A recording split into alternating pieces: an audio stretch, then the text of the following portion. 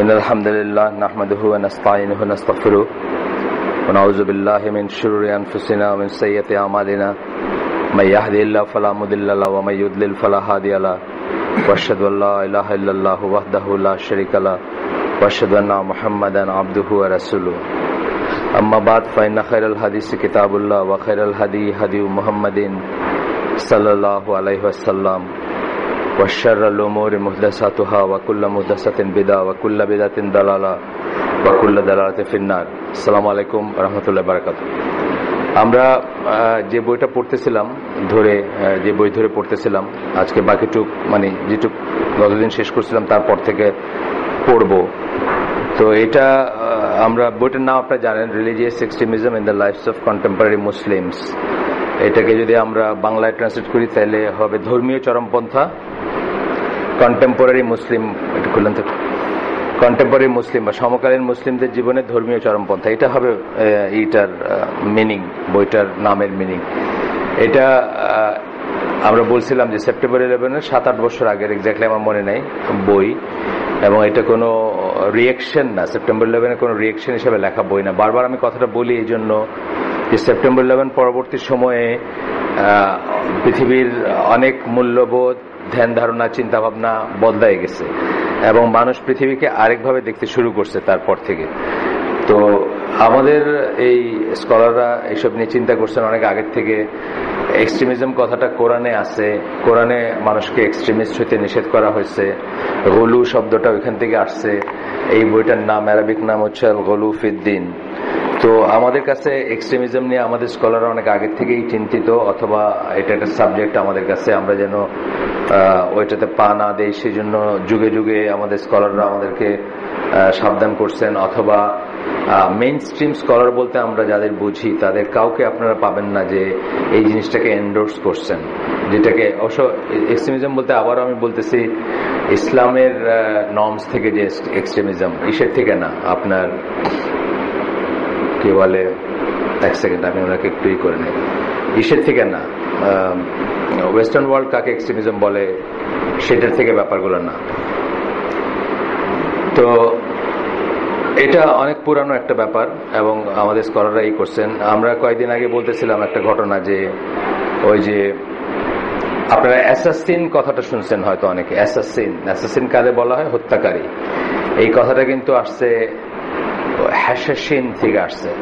Hashish খাওয়া বাতেনি শিয়াদের একটা দল, শিয়াদের ভিতরে অনেক সেক্ট, ইসমাইলি শিয়াদের ভিতর সেক্ট হলো এবং সেক্টরিয়ান ভায়োলেন্স ছিল তাদের, প্লাস তারা গুপ্ত হত্যায় বিশ্বাস করত।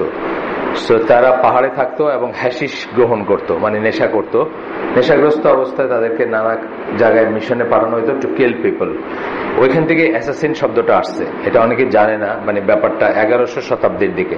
এখন তো আমাদের কত 2000 প্লাস, 1100 সামথিং এ এই ঘটনাগুলো ঘটে।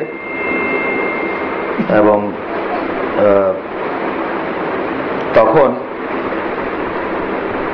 তখন এই বাতেনি শিয়াদের একটা দল এই ধরনের গুপ্ত হত্যা বা মানুষ হত্যার পলিটিক্যাল কিলিং বা এই সমস্ত জিনিস করত।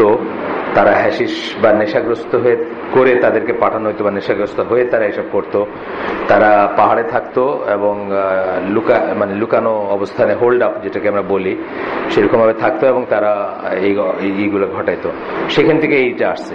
কিন্তু ইসলামের মেইনস্ট্রিম স্কলাররা কখনোই এটা এন্ডোর্স করেন নাই এবং কখনোই তারা এটাকে ইসলামের কিছু এস্টাবলিশ করার মনে করেন নাই, পন্থা বা পদ্ধতি মনে করেন নাই। আমি কয়েকদিন আগে একজনের সাথে আলাপ করতেছিলাম, উনি আমাকে বলতেছিলেন যে আমরা এখন অনেক কথার ভিতর বলতেছিলেন যে আমরা তো, আমাদের আলেমরা বা আমরা তো এটা বোঝাইতে ফেল করলাম যে আমরা কখনোই ভায়োলেন্স করি না, কি বলে, ভায়োলেন্স এন্ডোর্স করি না। বা সত্যি কথা যেটা, যে আমরা যে সমস্ত আলেমকে চিনি, যাদের কথা শুনছি, যাদের কাছে দিন নিছি, তারা তো কখনোই এই ধরনের জিনিসকে এন্ডোর্স করেন নাই বা করেন না। ইয়াটা আমরা দেখি যে আপনার কয়েকদিন আগে আমরা দেখলাম যে চিটাঙ্গের কারা জানি বলছে যে আহলে হাদিসরা বা এরাই হচ্ছে সমস্ত সমস্যার মূল। তো এটা আমাদের একটা ফেলিওর যে আমরা এটা বোঝাইতে পারি নাই। কালকে বোধহয় একটা কিছু আছে যে পুরান ঢাকায় মানববন্ধন বা এসব, আপনারা জানেন তো যে সৈয়দ খোকন যে মেয়র বা রহমতুল্লাহ এমপি সহ সরকারের কাছের বহু মানুষ আছেন যারা আহলে সুন্নাহ জামার মতো করে ইসলাম পালন করেন বা আহলে হাদিসের অনুসারী অথবা সহমর্মী বা নতুন করে এই ইসে আসছেন, যারা একদম বর্ণ আহলে হাদিস, তাদের কথা নামে মুখে আসলো আমার আর কি, যে সৈয়দ খোকন এবং ইসের কথা। কিন্তু এছাড়াও অনেকে আছেন যারা পরবর্তীতে এই ইসে বা আসাদুল্লাহ গালেব থেকে শুরু করে আহলে হাদিস ঘরানার মানুষদের ট্র্যাডিশনালি এই সরকারের সাথে খুব ভালো সম্পর্ক ছিল এবং তারা অলওয়েজই মুক্তিযুদ্ধের পক্ষের মানুষগুলো ছিলেন। আগের কথা আমি বলতেছি, পাকিস্তানি আমলের কথা বলতেছি বা তার পরবর্তী সময়ের কথা বলতেছি। কিন্তু তারা ফেল করছেন এটা বোঝাইতে যে তারা ভায়োলেন্সকে এন্ডোর্স করেন না, তাদের উপরে এটা জাস্ট চাপায় দেওয়া হয়েছে। এটাই একটু করার জন্য, মানে এটাকে একটু পরিষ্কার করার জন্য হয়তো কালকে পুরান ঢাকাতে আলেমরা বা এই পন্থী যারা, তারা বোধহয় একটা সভা সমিতি বা মানববন্ধন মার্কে কিছু করবেন, যেখানে তো ঢাকার মেয়র, সাউথের মেয়রও থাকতে পারেন। আমি শোনা কথা বলতেছি, মানে ব্যাপারটা হবে ওইখানে এটা জানি, কারা কারা থাকবেন সেটা জানি না। আকরাম ভাই আমাকে বললেন যে উনি কালকে ওনার তো এখানে হালাকা ছিল, সেই হালাকাটা না করে উনি মনে করতেছেন ওইখানে যাওয়াটাই বেশি জরুরি, আর আমরাও একটু শিফট করতেছি, এই জন্য আমরা হালাকাটা কালকে বাদ দিচ্ছি আর কি শনিবারের। তো যেটা আমি বলতেছিলাম যে আমাকে একজন ভাই সাইফুল্লাহ রাশিদ উনি বলছেন যে একটু কলম ধরতে, একটু লিখতে কিছু একটা, আসলে সময় পাওয়া হয় না বা এই না, তা আমি ভাবতেছি যে এটা লিখবো, কারণ ওয়ালাইকুম সালাম, এই যারা এই করতেছে, যারাই থাকুক, কে কি কয়জন কারা আমি আইডেন্টিফাই করতে পারবো না, এগুলো পুলিশের লোক বা গোয়েন্দা সংস্থা তারাই ভালো জানেন। কিন্তু যারাই করতেছে একটা জিনিস তো সত্যি যে তাদের কেন করতেছে তারা এই কাজগুলো, তাদের বিশ্বাসে ত্রুটি আছে, তাই না? বিশ্বাসে ত্রুটি আছে, আকীদায় ত্রুটি আছে, বিশ্বাসে ত্রুটি আছে, ফেইথে ত্রুটি আছে। তারা যে জিনিসটাকে মনে করতেছে এটা ঠিক, সেটা ঠিক না। এখন এটাকে কিন্তু আপনি পুলিশ দিয়ে পিটাপিটি কইরা ঠিক করতে পারবেন না, এটাকে ফেথ দিয়ে ঠিক করতে হবে। ব্যাপারটা এরকম যে আপনার এখানে ধরেন আর্জেন্টিনার ফুটবল দল জাতীয় পর্যায়ে আপনার সাথে একটা ম্যাচ খেলতে আসছে, আপনি এখন মাঠে কাবাডি দল পাঠায় দিলেন, আপনি কি তার মোকাবেলা করতে পারবেন? না, পারবেন না। তার কারণ হচ্ছে ফুটবল দলকে মোকাবিলা করতে হলে ফুটবল দল পাঠানো দরকার। কাবাডির দল, একদম দেশের শ্রেষ্ঠ কাবাডির দল পাঠাইছেন, কিন্তু এখানে কোনো কাজে লাগবে না, বিকজ মোডটা আলাদা, তাই না? বুঝতে হবে যে এদের ত্রুটিটা কিসে, এদের ত্রুটিটা হচ্ছে ফেইথে, বিশ্বাসের ত্রুটি। বিশ্বাসের ত্রুটিটা ফেথকে ফেথ দিয়ে কাউন্টার করতে হবে, কারেক্ট ফেথ দিয়ে, সঠিক বিশ্বাস দিয়ে কাউন্টার করতে হবে, এবং সেটা পুরোপুরি একটা একাডেমিক ব্যাপার। এটা কোনো জিন্দাবাদের ব্যাপার না, এটা কোনো মারপিটের ব্যাপার না, এটা কোনো মিছিলের ব্যাপার না। যে কাজটা করতেছিলেন আমাদের অনেক আলেমরা, ডক্টর সাইফুল্লাহ, মঞ্জুরুল্লাহি, আবু বকর জাকারিয়া ভাই, আকরামুজ্জামান ভাই, এনারা সবাই ভায়োলেন্সের বিরুদ্ধে কথা বলেন, এনারা অনেক প্রশ্নের জবাব দিতেন। সেই ধরনের বিকৃতি যাদের মাথায় আছে, মস্তিষ্ক বিকৃতি আর পুরোটা একসাথে হয় না, কিন্তু কোয়েশ্চেন দেখে আমরা বুঝি এই কোয়েশ্চেন, তাহলে এটা কেমন, এই যে কালো পতাকা, ধরেন কথার কথা, এই কালো পতাকার হাদিস আছে কি নাই, এই যে এখানে আলাপ হয়েছে, সাইফুল্লাহ ভাই করলেন না একদিন, পুরো একটা হালাকা করলেন, ওদের বললেন যে একটা হাদিসও অথেন্টিক না। তাহলে এই যে জিনিসগুলো দিয়ে ছেলে পেলেকে ট্র্যাপ করা হচ্ছে, ইমোশনাল করা হচ্ছে, তাদের ইমোশনকে প্রভোক করা হচ্ছে, এটা একটা একাডেমিক ব্যাপার, এটা একটা ফেথের ব্যাপার, এবং এটাকে একাডেমিক্যালি মিট করা উচিত। আমি তো মনে করি যে আমাদের এসব স্কলারদের দিয়ে হলরুম ভর্তি করে দার্স করানো উচিত গভর্নমেন্টের, অথবা যারা ভায়োলেন্স চান না তাদের পৃষ্ঠপোষকতায় করা উচিত, যাতে মানুষের এইটা ভাঙে, মানুষের ভুল জিনিসগুলো ভাঙে। কারণ বেসিক্যালি যেটা হচ্ছে এইরকম ভ্রান্তির ভিতরে জড়ানোর একটা কারণই হচ্ছে যে সে সরাসরি কোনো আলেমের থেকে দিন শিখে নেয়, সে ডটকম থেকে দিন নেয়, অর্থাৎ ইন্টারনেট থেকে শেখা দিন।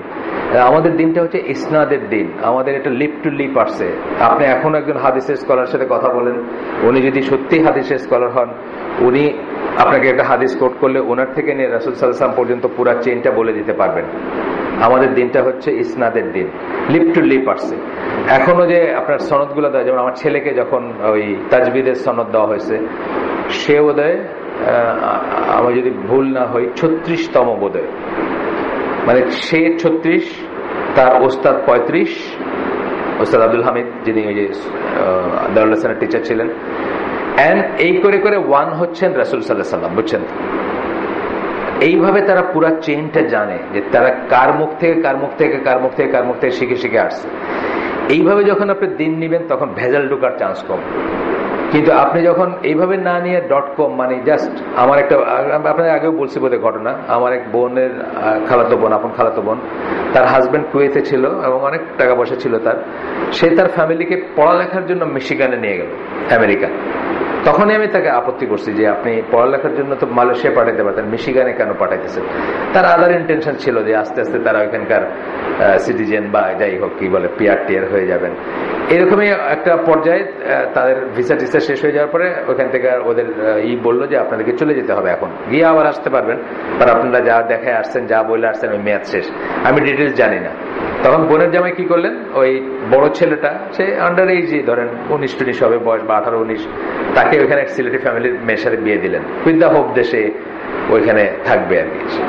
ফুল ফ্যামিলি চলে আসলো, ও থাকলো, ও থাকতে পারলো না, তাকেও একই কথা বললো, যেটা নিয়ম আর কি। এই ধরনের বিয়েগুলোতে বলে যে দেশে গিয়ে পুরা প্রসেস করে তারপরে আসেন। সে আসলো, এসে তাদের, সে আর এখন ওইখানে যাইতে ইন্টারেস্টেড না বা ওই বিয়ার কাজ করবে না, এখন সে বোর্ডের ডিভোর্স দিবে।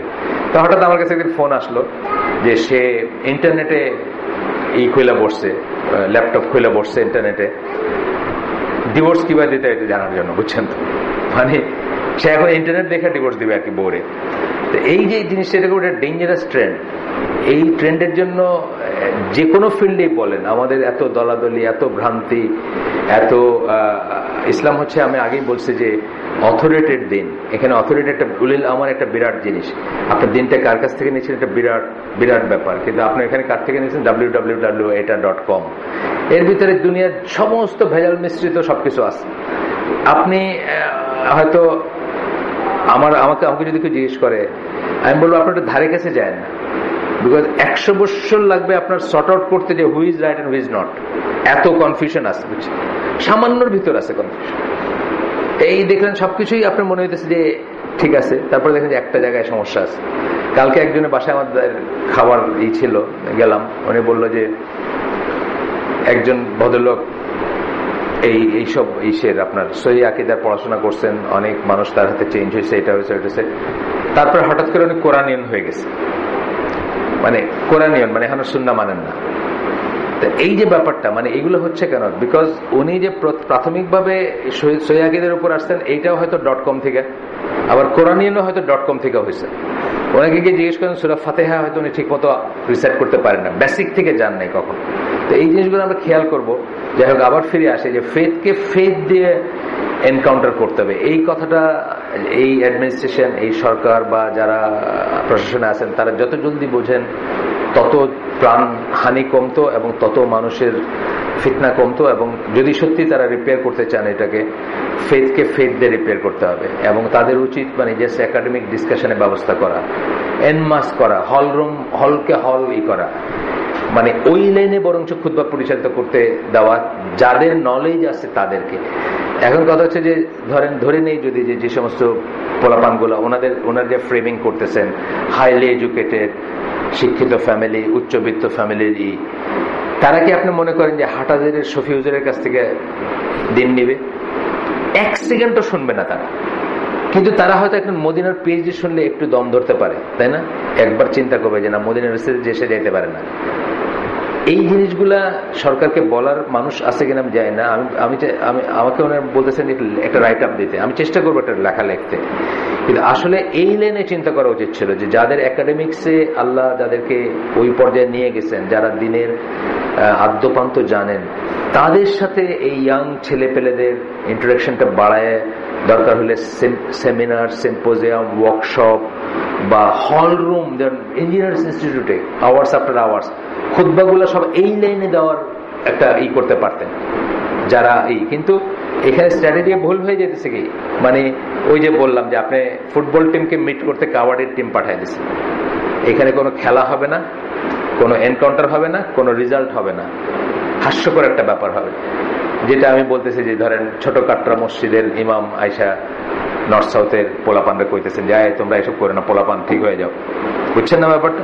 সে শুনবেই না তার কথা। সে প্রাথমিকভাবে ধরে নিয়েছে যে এগুলো কিছু জান না। তার কারণও আছে, কারণ যখন আপনার সারা জীবন মাদ্রাসায় কাটাইছে, কওমি মাদ্রাসায় বা আলিয়া মাদ্রাসায় কাটাইছে, জীবনের শেষ পর্যায়ে চলে আসছে, তাকে যদি বলে যে হুজুর এই বইটা একটু পড়ে আমাদের শোনান, তো উনি বলেন কালকে আমি দেখে এসে কালকে বলবো। তার মানে কি? মানে উনি আরবি পড়তে পারেন না। মেজরিটি আলিম তো তাই আসলে আমাদের দেশে। তা নাইলে আপনি দেখবেন যে আপনার নামাজের ভিতরে আমি বলি না যে ওয়ামা আদ্রাকা মাহিয়া বইলা চলে যেতেছে নিষেধ, কি বলে রুকুতে বা সেজদায়। ওয়ামা আদ্রাকা মাহি একটা প্রশ্ন, এর একটা উত্তর আছে তারপরে। যে মানুষের মাথায় সাধারণতম আছে, বুদ্ধি আছে, জ্ঞান আছে, সে চিন্তা করবে ওয়ামা আদ্রাকা মাহিয়ার পরের সেন্টেন্সটা শেষ করে তারপরে সেজদায় যায়। তো এইরকম মানুষের কাছ থেকে এরা দিন নিবে না। এখন এটা আমি জানি না এটা বোঝানোর আর কোন রাস্তা আছে কিনা। আপনাদের যদি ভাই বন্ধু কেউ এমপি মিনিস্টার থাকে বা সরকারের কাছে থাকে, তাদের সাথে আলাপ করতে পারেন এটা যে মানে আমি যিনি আমার সাথে প্রথম দিন আলাপ করছেন উনি খুব ক্লোজ আছে সরকারের লোকজনের সাথে। ওনাকে আমি বলছি যে এটা বলেন যে ফেথকে ফেথ দিয়ে এনকাউন্টার করতে হবে, এই লাঠি দিয়া পুলিশ দিয়া অথবা হাটাজারি মার্কা হুজুর দেওয়া হবে না। এগুলোর জন্য দরকার যারা, তাদেরকেই তারা মার্জিনালাইজ করে রেখে দিচ্ছেন একটা ব্র্যান্ডিং লাগায়, বুঝছেন না? তারা তাদের অপরাধ হলো তারা পিস টিভিতে গেছিলেন প্রোগ্রাম করে। পিস টিভিতে কেন? আপনার টিভিতেও যান, আপনার দেশের টিভিতে যান না ওনারা? গেলেই কি আপনারা হয়ে গেলেন নাকি? কেন এন টিভি কেন, আরো সব টিভিতে যান ওনারা। আব্দুল্লাহ জাহাঙ্গীর ওনাকে জিজ্ঞেস করছেন যে আপনি কেমন পিস টিভিতে গেছেন, তো উনি বলছেন প্লেনে গেছে। ওনাকে জিজ্ঞেস করতেছে আর কি, মানে আপনার মতো একটা মানুষ, উনি বেঁচে ছিলেন, আপনার মতো একটা মানুষ কিভাবে পিস টিভিতে গেল? মানে এইটা তো ওই কি বলে, মানে যা যা বলে তারা আর কি, আগের কথা এগুলো। উনি তো মারাই গেছেন এই ঘটনাগুলোর আগে। তো উনি তো মাঝে মাঝে ফান করতেন না, প্লেনে করে গেছিলাম আর কি। কিভাবে গেছেন এটার উত্তর আর কি। যাই হোক, এদেরকে মার্জিনালাইজ করা, এটা এই ভুল ভাঙবে, কিন্তু কথা হচ্ছে যে এটা প্রাইমারিলি আলেমদের উপর একটা দায়িত্ব আসে এই ভুলটা ভাঙার জন্য। কারণ তাদের উচিত ছিল এই মেসেজটা টু সেন্ড অ্যাক্রস, যেভাবেই হোক। তাদেরকে মাইরে ফেলতো না। তাদের চেহারাগুলো তো পরিচিত, তাদের চেহারাগুলো টেলিভিশনে আসে, রমাদানে আসছে, প্রত্যেক চ্যানেলে আসে না। রমাদানের সময় আমার টেলিভিশন নাই, কিন্তু আমি জানি এগুলো হয় যে রমাদানে রাত্রেবেলা সেহরির সময় সব আলেমদেরই দেখা গেছে। তারা সবাই মিলে বলতে পারতেন যে আমাদের অন্তত আপনার 15 মিনিট সময় দেন, আমরা একটু বলি, একটু কথা কি বলি, যে এইটা বলি যে আমরা এই করি না, এই করি না, এবং এগুলো মাথা ঠিক করতে হলে আমাদের জন্য আপনার দরজা খুলে দেন, বরং খুতবায় আমাদেরকে বলতে বলেন যে কি করে শুদ্ধ এটা হবে, ঠিক না কথাটা? কারণ এরা তো অন্যদের কথা নিবে না। একটা হাটাজারি আলেম বা একটা ওই যে যারা এগুলা চালাচালি করতেছে পিছনে, চিটাং থেকে বলছে যে সব ইসের মূল হইল এরা, তাদের কথা তো কেউ শুনবে না। মানে মাইজ ভান্ডারি বা এদের কথা ইভেন এমনি মানুষরা শুনবে না। আপনি ওইগুলো বাদ দেন। আপনার ঢাকা জাহাঙ্গীরনগর ইউনিভার্সিটির জুমার মসজিদে যারা যায়, যারা আল্লাহ বিশ্বাস করে আর সেখানে কি আপনি জিজ্ঞেস করেন যে আপনি কি মাইজ ভান্ডারির কথা শুনবেন? ধুর। তো এইখানে এটা দিয়ে আপনি কারেক্ট করতে পারবেন না। কারেক্ট করতে হলে আপনার ওই ফেথ, কারেক্ট ফেথ, রং ফেথকে কারেক্ট ফেথ দিয়েই করবেন। যেটা আমি একটু ক্লাসিক উদাহরণ বলি যে আকরামুজ্জামান ভাইয়ের সাথে অনেক বছর আগে ওই গাজীপুর টাঙ্গাইল সব থেকে 4 জন বাহাস করতে আসছে। বাহাস মানে বুঝবে আকরামুজ্জামানের কাছে। জোহরের নামাজ আকরামুজ্জামান ভাই মসজিদে পড়ছে, তারা আলাদা পড়ছে। তার কারণ কি? আকরাম ভাইয়ের পিছিয়ে তাদের নামাজ হবে বলে তারা মনে করে না। ব্যাপারটা তো এটাই। আচ্ছা, আসরের নামাজের সময় 2 জন আকরাম ভাইয়ের সাথে নামাজ পড়ছে, 2 জন আলাদা পড়ছে। তাহলে দেখেন জোহর থেকে আসর একজন আলেমের সাথে কথা বলার পরে 2 জনের কিন্তু এই চেঞ্জ হয়ে গেছে। তারা বুঝছে যে তারা যা মনে করতো, বিশ্বাস করতো, সেটা ভুল। This is the way. আসলে this is the way to bring them back. আর কোনো পথে, ওই যে বললাম, ওই ফুটবল টিমের সাথে কাবাডি খেলায় লাভ নেই। এবং এটা আমরা সুন্নাতও দেখি। ইবনে আব্বাসের সাথে মিটিং এর পরে 4000 খারেজি দে কেম ব্যাক টু ইসলাম, মানে মেইন স্ট্রিম ইসলাম, জাস্ট কথা বলার জন্য। কারণ একজন স্কলার বা একজন আলেম যিনি ইসনাদ বেসড শিক্ষা, দিন শিক্ষা যারা আছে, উনি যেভাবে বোঝাতে পারবেন, .com বা যারা ওই পদ্ধতি ফলো করেন না তারা সেভাবে কথাই বলতে পারবেন। ল্যাঙ্গুয়েজই তো আলাদা, আপনার ল্যাঙ্গুয়েজই আলাদা। যখন শুরু করবে একটা প্রোগ্রাম শুরু করবে, যারা জানেন ধরেন একটা মাঝবান্ডারি বলতেছে, একটা প্রোগ্রাম শুরু করবে, ধরেন একটা প্রোগ্রাম হচ্ছে ডিসকাশন, জঙ্গি বিরোধী ডিসকাশন, এখন ইয়াং ছেলে পেলেকে তারা উদ্বুদ্ধ করবে, প্রোগ্রাম শুরু করবে কি দিয়ে? কোরআন তেলাওয়াত দিয়ে এবং গজল গায়ে শুরু করবে। এইখানেই তো যারা ওই লাইনের আছে, যারা অনেক পড়াশোনা করছে বা যারা, তারা বলবে দূর, এই প্রোগ্রাম শুরু করার সুন্নাটাই জানে না, এর কাছ থেকে বাকি আর কি শুনবো, এটা বলবে না? অবভিয়াসলি বলবে যে প্রোগ্রামটা শুরু করতে কিভাবে এই সুন্নাটাই জানে না, এর কাছ থেকে আমি কি লাভ করতে পারবো। এখানে এসে পিস্ট অফ বলি একটা কথা, আমি আর কোনো ইংরেজি মানে আমি ভালো কোনো শব্দ পাইতেছি না, এখানে তারা পিস্ট অফ হয়ে যাবে যে এর কাছে কি শোনা। আমরা নিজেরাও তাই করি। আমাদের বাসে ওইটা একজন লোক অনেক সময় আসে না, বাসে আসসালামু আলাইকুম ভাইয়েরা বলে একটা বক্তব্য শুরু করলো, আমি দেখলাম পয়লা এসে মিথ্যা কথাতে শুরু করলো, আমি বাকিটুকার আগাই না, বাকিটুকটা শুনি না, বাকিটুক খালে আমার কানটা খোলা থাকে এই পর্যন্ত। সেম জিনিস হবে এটা যত তাড়াতাড়ি তারা বুঝবে তত তাদের লাভ, তত আমাদের লাভ, তত সমাজের সেফটি সিকিউরিটির লাভ। কারণ আমরা এই দেশটা এত ইনসিকিউর কখনো ফিল করি না, আমরা এখন যেরকম ফিল করতেছি। যে কোনো সময় যে কোনো জায়গায়, পাকিস্তান হয় নাই এখনো, আফগানিস্তান হয় নাই, বাট অন দ্য ওয়ে।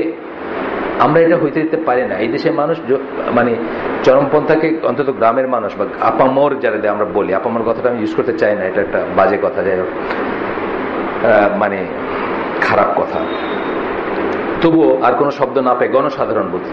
আমাদের গণসাধারণ কিন্তু চরমপন্থাকে খায় নাই, আমাদের জনসাধারণ চরমপন্থাকে খায় নাই। এদেরকে এরকম একটা ইনসিকিউরিটির ভিতর ঠেলে দেওয়া অথবা চয়েস নাই অবস্থায় ঠেলে দেওয়াটা কিন্তু খুবই ডেঞ্জারাস একটা ব্যাপার। Unless we really want chaos, আমাদের সেটা চাই না। বা এটাতে শান্তির দেশ ছিল, পলিটিক্যালি হয়তো কিছু টার্মোয়েল ছিল। আবার আলোচনার স্কলাররা এটাও বোঝাইতে হয়তো ব্যর্থ হয়েছেন যে আমরা কারো গদি নিয়ে ইন্টারেস্টেড না, উইচ ইজ ট্রু। যারা যখন আমি ঢাকা কলেজে যখন ছিলাম, আমি বলতেছিলাম যে ঢাকা কলেজে যখন ছিলাম আমি তখন বৈজ্ঞানিকের স্লোগান দিতাম, বৈজ্ঞানিক সমাজতন্ত্র তখন নতুন নতুন শুরু হয়েছে আর কি, ওইটা স্লোগান দিতাম, না বুঝিয়ে দিতাম, ইমোশন থেকে দিতাম। সবাই যেরকম ছাগলের 3 নম্বর বাচ্চা বলে না, 2টা খায় আর একটা লাফায়, ওইখানে পলিটিক্স ওইরকম, হুজুকের সাথে পলিটিক্স। ঢাকা কলেজ বুঝছে না এইসব গদিতে আগুন জ্বালো একসাথে, শুনতে কত লাগে। পরবর্তীতে অল্প দিনের ভিতরে সেই মোহ চলে গেছে। আমি তো একটা বুর্জুয়া এসে চলে গেলাম মেরিন একাডেমি, ওইখান থেকে গিয়ে জীবনটাকে আরেকভাবে দেখলাম। প্লাস এই জিন্দাবাদ যারা করে বা বৈজ্ঞানিক যারা, তাদের মুনাফিকি গুলো আস্তে আস্তে ধরা পড়লো যে তারা তো আসলে ফুটসল যারা মরতেছে তারা তো সব মাশাল্লাহ খালি তরক্কি হচ্ছে, গাড়ি চড়তেছে আর বড় বড় জায়গায় যাচ্ছে, এই আর কি। তো এরপরে যেটা হইলো যে এই মোহ কাটার পরে ওয়ালাইকুম আসসালাম, আস্তে আস্তে যখন ইসলাম নিয়ে পড়াশোনা শুরু করলাম, তখন তো বুঝলাম যে এই জিন্দাবাদের কোনো স্কোপ ইসলামের নাই। একজন শাসককে, যে কোনো মুসলিম শাসক যে দেশেরই হোক, সে তাকে ডিপোজ করার কোনো ফর্মুলা ইসলামের নাই, তার এগেইনস্টে বিদ্রোহ করার কোনো ফর্মুলা নাই, মিছিলের কোনো ফর্মুলা নাই, রেভলিউশনের কোনো ফর্মুলা নাই। এগুলো শিখতে শিখতে অনেক সময় গেছে। স্টিল দেয়ার আর পিপল, 90% মুসলিম যারা এই দেশের, তারা হয়তো এই জিনিসগুলো জানে না। আমাদের এই স্কলারগুলোকে যদি ওপেন করে দেওয়া হয়তো, রাদার দেন কনফাইনিং দেম, আমি তো মনে করি বুদ্ধি থাকলে তাদেরকে দিয়ে সকল মসজিদে খুতবা দেওয়ানোর দরকার ছিল। তাহলে তারা বলতো যে হ্যাঁ এগুলো কোনো এটা এটা এটা এরকম, এটা এরকম, এটা দলিল, এটা এটা দলিল, এটা মানে একটা কিছু। যেটা আমি আকরামুজ্জামান ভাইয়ের কথা বললাম যে ওনাকে ওনার কাছে কি বলে বাহাজ করতে এসব পয়লা 4 জনই আলাদা করে নামাজ পড়ছে, তারপরে 2 জন ওনার পিছনে পড়ছে, 2 জন পড়ে নাই। মানে 3-4 ঘন্টা সময়ের ভিতর 2 জনের আকীদা চেঞ্জ হয়ে গেছে। তার কারণ কি, এরা অন্তঃশ্বাস শূন্য মানুষ। কিন্তু এটা মনে রাখবেন, ইমোশন নিয়ে যারা কাজ করে তারা হয়তো খণ্ডিত একটা জিনিস নেই, ব্যাস, আর কিছুর দরকার নাই, অন্তঃশ্বাস শূন্য মানুষ। এবং এদেরকে যারা এক্সপ্লয়েট করে তারাও অন্তঃশ্বাস শূন্য মানুষ। তারা জানে যে এদেরকে কি করে এক্সপ্লয়েট করতে হয়। এটা মাত্র আসছে তো গাড়িটা, মাত্র আসছে, এর ভিতরেই গাড়ি। ও আচ্ছা আচ্ছা, সরি, আমাদের সবচেয়ে কনসিডারেড ভাইটার গাড়ি আর কি, মানে এই সেন্সে কনসিডার যে মানে খুবই এই মানুষ। হ্যাঁ, আপনাকে দেখে ভালো লাগতেছে 2 কারণে, আপনি বেঁচে আছেন এবং আপনি ভালো আছেন। কারণ যে ছবিগুলো দেখি আমি পেপারে, ওগুলোর সাথে আপনার চেহারা অনেক মিল আছে। বাচ্চা বাচ্চা ছেলেরা সব, আলহামদুলিল্লাহ, আল্লাহ হেফাজত করেন, এটা নিয়ে বলতেছি। যে তারপরে যেটা বলতেছিলাম যে এখন কমিউনিস্টদের কথাই বলেন, কমিউনিস্ট বলতে আমি বলতেছি এই আপনার বাড়ি কুষ্টিয়া না? হ্যাঁ, কুষ্টিয়া, পাবনা, রাজবাড়ী, তারপরে রাজশাহীর কিছু অংশ। আপনার বাবাই কমিউনিস্ট ছিল। আচ্ছা, এই সমস্ত জায়গায় যেসব পোলাপানগুলা এই আন্ডারগ্রাউন্ডে চলে যায়, কেন যায়? আসলে তাদের সামান্যতম জ্ঞান হওয়ার আগেই কিন্তু তাদের ইমোশনটাকে কাজে লাগে, তাদের বড় ভাইরা তাদেরকে দলে টেনে নিয়ে একটা মিশনে পাঠাই দিল, একটা মানুষ মেরে আসলো, বাস, তারপরে তো সে ফেরারি। ওই যে জনযুদ্ধ ফুদ্ধ কি সব আছে না, মিশনে পাঠাই দিল, যোদ্ধার মাইরা যা গিয়ে একটা যোদ্ধারের মাইরা আসলো, বাস, তার পিছনে হুলিয়া লেগে গেল, সে আন্ডারগ্রাউন্ডে ছিল তলের। এইখানেও সেম জিনিস। বিফোর সে ইসলামের মানে ভালো করে সূরা ফাতিহা পড়তে শেখার আগেই কিন্তু তার ভিতরে ওটা ঢুকে যায় বা ঢুকায় দেওয়া হয় যে একটা কিছু করতে হবে, নাইলে তো আর মানে জীবনটাই বৃথা হয়ে গেল। একটা কিছু করতে গিয়ে সে আন্ডারগ্রাউন্ডে চলে গেল বা শিখলই না, সূরা ফাতিহাই শিখলো না। আমি কয়েকদিন একটা মেইল দিছি এক ভাইয়ের ছেলের সম্বন্ধে, উনি আমাকে ছেলের একটা প্রশ্ন, আমি বললাম যে এই প্রশ্নের উত্তর আমি নিয়ে দিব, কিন্তু তাকে প্রমিস করতে হবে যে তারপরে সে আগে সূরা ফাতিহা দিয়ে শুরু করবে পড়াশোনা, তাইলে আমি এই প্রশ্নের উত্তর, নাইলে এই প্রশ্নের উত্তর দিতে দিতে সে 8টা প্রশ্ন করবে, বুঝছেন না, 8টা প্রশ্ন করবে। সে সূরা ফাতিহা থেকে শুরু করবে। একজন মানুষ মুসলমান হওয়ার পরে, ধরেন আপনি হিন্দু ছিলেন বা খ্রিস্টান ছিলেন, এখন মুসলিম হয়েছেন, আপনার উপর প্রথম ওয়াজিব কি? নেক্সট ওয়াক্তের নামাজটা কিন্তু ফরজ আপনার উপর। নেক্সট ওয়াক্তের নামাজ কি করে পড়বেন? সূরা ফাতিহা ছাড়া তো নামাজ হবে না, তো সূরা ফাতিহাটা শিখবেন। তো সবচেয়ে প্রথম ফরজের একটা হচ্ছে সূরা ফাতিহাটা অন্তত শেখা। আপনি যদি সবকটা রাকাত নামাজ সূরা ফাতিহাতে পড়েন, আপনার কিন্তু নামাজ হবে, ফরজিয়াত আদায় হবে। দেন আপনি কিচ্ছু জানেন না, খ্রিস্টান ছিলেন, 1 ঘন্টা পরে জুমার নামাজ আছে, আপনি এখানে সূরা ফাতিহাটা শিখে গেলেন, দেন ওটাকে মস্ক করলেন, করে শুধু সূরা ফাতিহা জানেন, আর কিছু জানেন না, আপনার কিন্তু ফরজিয়াত আদায় হবে। সেই সূরা ফাতিহাটা আপনি বিশ্বাস করেন যারা এই ধরনের মানে গরম রক্ত যাদের বা যাদের দরকার, যাদের আমাদেরকে খুব ঠান্ডা মনে হয় আর কি, আমাদের এই জায়গাটায় অনেক মানুষের অনেক, আমাকে একদিন অপু বলতেছিল যে এখানে কত লোক আসলো আর গেল, মুখগুলা সব আর দেখি না পুরান। আমি বললাম আমার কোনো দোষ নাই, আমি তো যে জায়গায় ওই জায়গায় আসি, মুখগুলার নতুন নতুন থ্রিল দরকার, এই জন্য থ্রিল খুঁজতে গেছে অন্য জায়গায়, বুঝছেন না? তো শুরু করতে পারতো কি দিয়ে? ফার্স্ট কাম ফার্স্ট সূরা ফাতিহাতে শুরু করতে পারতো, যে ঠিক আছে আমরা সূরা ফাতিহাটা সুন্দর করে এগোবো। আপনারা অবাক হয়ে যাবেন যে 99% of your class of people যারা মনে করতেছে যে আমরা শুদ্ধ আকীদার বা শুদ্ধ এসে সূরা ফাতিহাটা ঠিক মতো রিসাইট করতে পারে না। আচ্ছা, ওয়ান্স সূরা ফাতিহাটা রিসাইট করলো, শিখলো, তারপরে কি তাওহীদ নিয়ে করতে পারতো, মানে স্টেপ বাই স্টেপ যাইতে পারতো। কিন্তু পয়লাই আপনার ওই প্রাইমারি স্কুল থেকে সরাসরি মাস্টার্সের, এটা কোনো কোনো সংস্কৃতিতে সম্ভব, কিন্তু ইসলামী সংস্কৃতিতে সম্ভব না। ইসলামী সংস্কৃতিতে আপনার ট্র্যাডিশনালি দেখবেন, ইমাম মালিকের মজলিসের কথা দেখবেন, ইমাম শাফি বা তাদের কাছে যারা দিন শিখতে আসতেছেন, এর কোনো টাইম স্কেলের ব্যাপার ছিল না। একজনকে ওনারা 5 মাসে ইজাজত দিচ্ছেন, আরেকজন 5 বছরেও দেন নাই।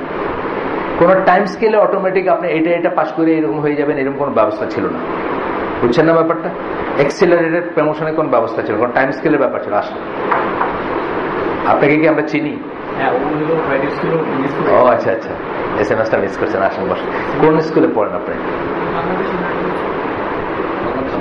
বিআইএস ইসের ভিতরে, এই যে ডিএইচএস এর ভিতরে কোন ক্লাসে পড়েন? ইংলিশ মিডিয়াম স্কুল তো না?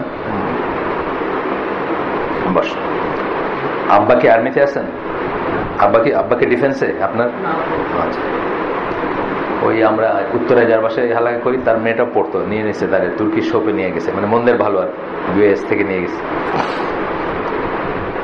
উনি আর্মির ভাই আর কি। যাই হোক, তো আমার ভাতিজিরা বিএসএ পড়ছে, 2জন আর্মিতে যে ভাই ছিল তার মেয়েরা। যাই হোক, কথা হচ্ছে যে এইভাবে মেথডিক্যালি যদি করতো তাইলে এই ভেজালগুলো ভিতরে ঢুকতো না। আমাদের ভিতরে কিন্তু ভেজালটা ওইখান থেকে আসছে, যে আমরা স্কলারের মুখ থেকে দিন শিখে নেই, আমরা শিখছি ইন্টারনেট থেকে দিন, অথবা নিচ্ছি ইন্টারনেট থেকে। সেই কথাটা কে জানি বলছে, হাটাজারি মার্কে কে জানি বলছে, এটা ঠিক, এই কথাটা ঠিক, আমি তাকে করি, কিন্তু তার অল্টারনেটিভ কিন্তু একজন হাটাজারি না। আগেই বললাম যে ফুটবলের টিম কাবাডি টিম দিয়ে মিট করতে পারবে না, ফুটবলের টিম দিয়ে মিট করতে হবে, ফেথকে ফেথ দিয়ে মিট করতে হবে, ফেথের ত্রুটিটাকে ফেথের সাউন্ডনেস দিয়ে পূরণ করতে হবে, এবং সেই জন্য ওই শ্রেণীর মানুষ লাগবে, যেটা চলতেছিল এখানে, বা তারা শুরু করছিলেন, হয়তো এখনো করবেন। সাইফুল্লাহ ভাই মেথডিক্যালি বলতেছিলেন না, কিন্তু এদের যে ধ্যান ধারণা বা যারা এদেরকে অ্যাডভাইস দেয়, তারা কিন্তু এই জিনিসটা ভুল করতেছে। এই খুতবার বলি শিখাই দিয়ে এটা হবে না, এটা বরং খুতবাটা ওপেন করে দিয়ে ওই শ্রেণীর মানুষ জাজ করে বাইর করা উচিত ছিল যে কারা এই এক্সট্রিমিজম গুলাকে সঠিকভাবে ওয়ার্ড অফ করতে পারে উইথ জ্ঞান এবং যুক্তি এবং দলিল, সেই সমস্ত আলেমদের জন্য আপনার মাস খুতবার প্ল্যাটফর্ম খুলে দেওয়া দরকার ছিল। পারলে আমি যদি দেশে থাকতাম আমি হয়তো বায়তুল মুকাররমের খতিব বানিয়ে দিতাম ওই ধরনের আলেমদের, মানে বায়তুল মুকাররমের খুতবা দেওয়ার জন্য, যে রিয়েলি বলুক। কারণ এইটা তো হয়ে গেছে আপনার অদৃশ্য জিনিস। আপনার কোন ফিল্টার দিয়ে আপনি মাপবেন যে কার ফেথ কি আছে? অদৃশ্য জিনিসকে দৃশ্যমান বস্তু দিয়ে মিট করা যায় না, অদৃশ্য জিনিসকে অদৃশ্য জিনিস দিয়ে মিট করতে হবে। সেটা হচ্ছে যেটা বললাম বিশ্বাসের ব্যাপার। বিশ্বাসকে বিশ্বাস দিয়ে কাউন্টার করতে হবে, বন্দুক দিয়ে পারবেন না। এই লেখা আছে নাকি কার গায়ে কি আছে? আপনি একদম দুনিয়ার স্মার্টেস্ট লোকটা সেপ্টেম্বর 11 যারা প্লেন ঢুকাইছে এশিয়ার ভিতরে, তারা কি কয়েক ঘন্টা আগে নাইট ক্লাবে বসে বের হয়ে গেছে? আমি বললে কেউ বিশ্বাস করতো যে এরা এই কাজ করতে যাইতেছে না? কারণ তার ভিতরটা কেউ দেখতে পারে না, আল্লাহ ছাড়া কেউ দেখে না। সে ভিতরের জিনিসটা ঠিক করতে হবে, ফেথকে ফেথ দিয়ে ঠিক করতে হবে। কারেক্ট ফেথের যদি প্রোপাগেশন হইতো, কারেক্ট ফেথের এই হইতো, তাহলে এটা হইতো না। এটাই আমরা চেষ্টা করে যাচ্ছি, বা এটাই চেষ্টা করতে পারি বড় জোর। কিন্তু অন্য কিছু দিয়ে আপনি এটাকে আটকাতে পারবেন না, বা অন্য কিছু দিয়ে আপনি এটা কি করে, কোন ফ্রেমে আপনি আটকাবেন বলেন তো? কোন ফ্রেমে আপনি ধরবেন? কি ইয়ার্ডস্টিক দিয়ে ধরবেন? দাড়ি কেটে ফেলবে, পাঞ্জাবি পরবে না, জিন্স টি শার্ট পরবে। ওরা ওই কলন ইউজ করছে না, ওই যে সেপ্টেম্বর 11 যারা, তাদের ভিতর কেউ কলন ইউজ করছে, মানে স্ট্রং কলন ইউজ করছে, মানে যেটা কোনো ভালো মুসলিম করবে না, যা ইউজ করছে। সুতরাং তাদেরকে চিন্তাই করে না কেউ যে তারা এই ধরনের একটা কাজে যাচ্ছে। সেই জন্য বলতেছি যে শুদ্ধ জ্ঞান, শুদ্ধ ইসলাম, শুদ্ধ ইসের কথা যারা বলেন, তারাও ফিল করছেন, তারা সরকারকে এটা বোঝাইতে পারেন না যে তারা আসলে ইসলামের প্রতিনিধিত্ব করেন। আর মানে রাষ্ট্রযন্ত্রের ব্যর্থতা হচ্ছে যে তারা রং পথে হাঁটতেছে।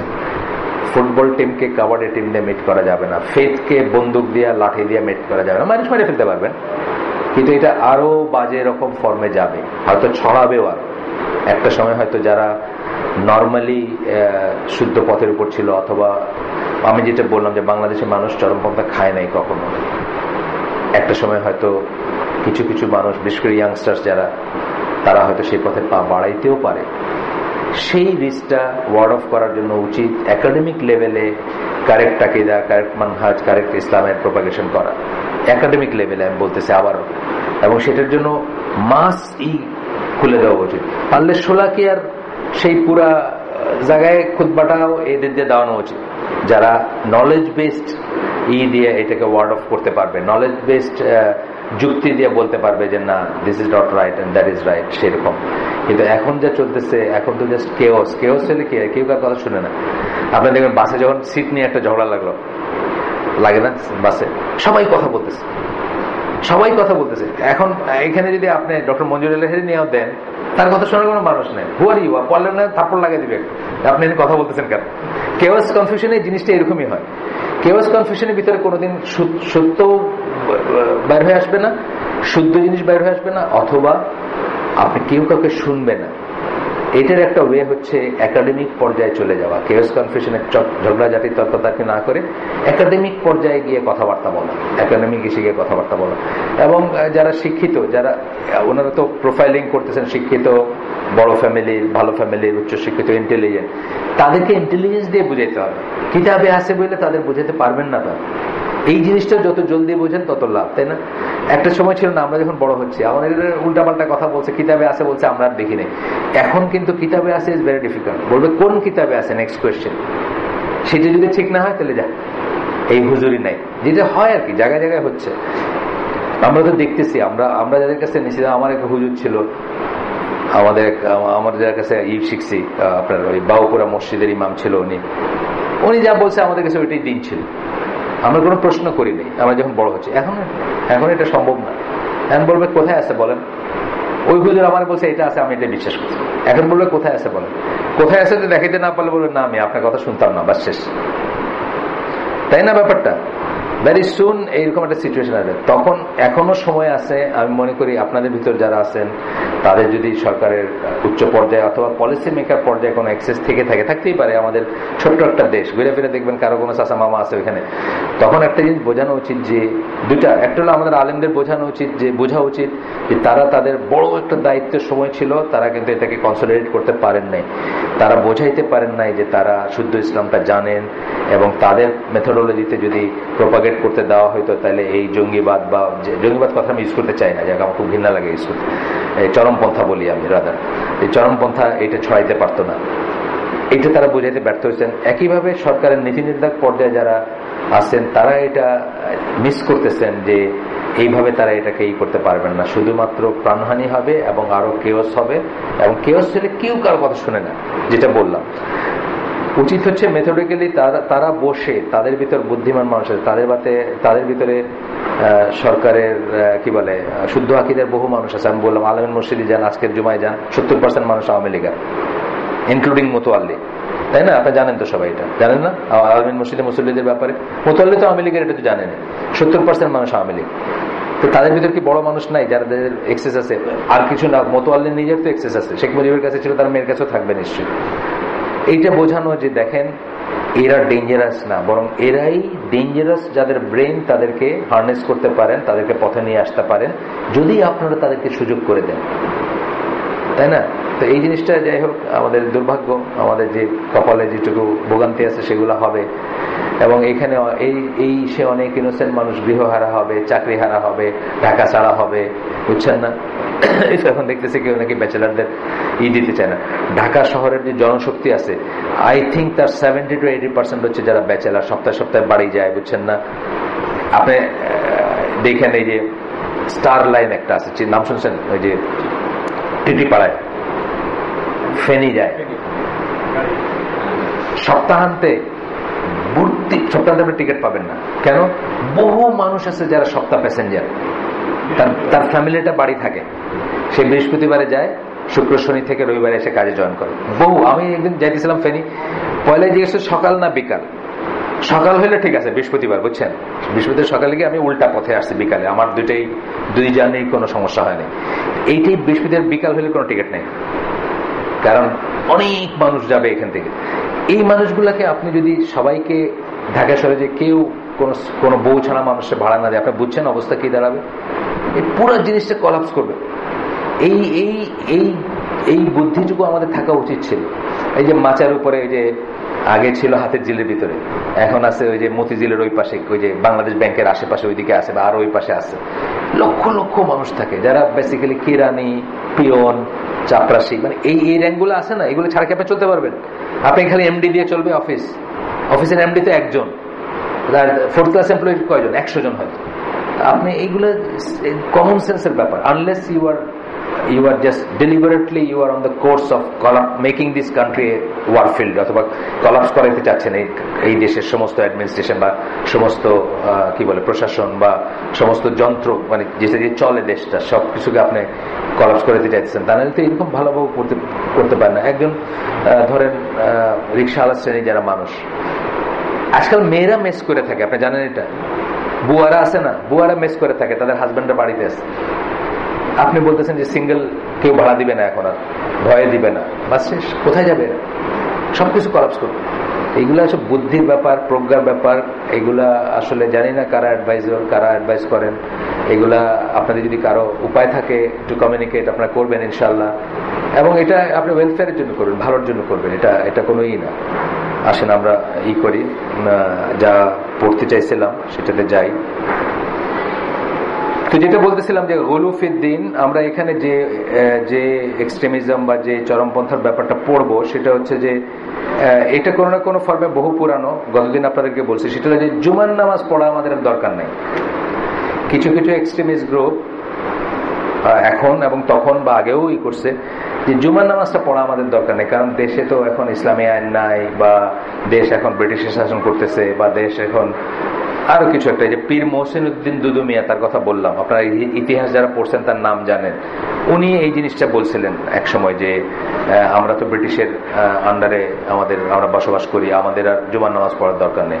তো এইটাও এক ধরনের, উনি এক্সট্রিমিজম থেকে বলছেন কিনা আমি জানি না, কিন্তু এইটা হচ্ছে এক্সট্রিমিস্ট বা চরমপন্থীদের একটা ধরন। এবং এটা তারা করেন যে জুমার নামাজ পড়ার দরকার নেই। আর জুমার নামাজ পড়ে কি হবে? প্রথমে হলো মসজিদই না, আমরা পড়লাম, আগে পড়ছি, মসজিদে যাওয়ারই দরকার নেই। 4টা মসজিদ ছাড়া দুনিয়ার কোনো মসজিদে এখন আর যাওয়া ঠিক হবে না, বা যাওয়া জায়েজ না, বা নাই। এটা আমি পড়লাম, শেষ করছি। এটা মসজিদের পরেরটা হচ্ছে নেক্সট, এটা হচ্ছে জুমার নামাজ নিয়ে তাদের যে এটা আমরা শুরু করছি আগের দিন, দলিলগুলো একটু একটু করে পড়তেছিলাম।